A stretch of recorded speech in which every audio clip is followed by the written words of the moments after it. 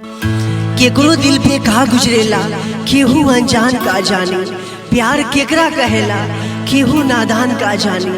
उठाकर ले गई घोंसला परिंदों का, ये घोंसला कैसे बनेला वो तूफान का जाने।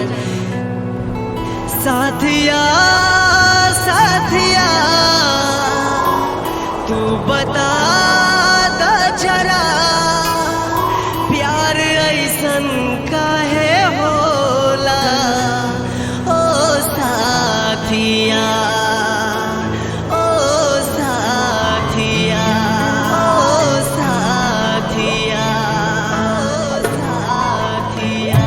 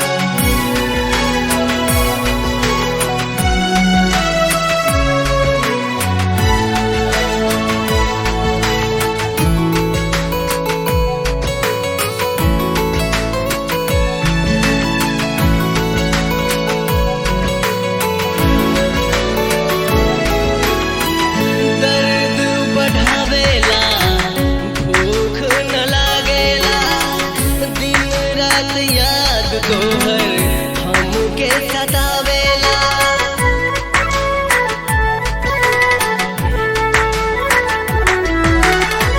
दर्द बढ़ावेला भूख न लागेला, दिन रात याद तोहर हमके सतावेला। कैसे हम तोहके भुलाई ना हमसे ही हो पाई, चाहे कबनो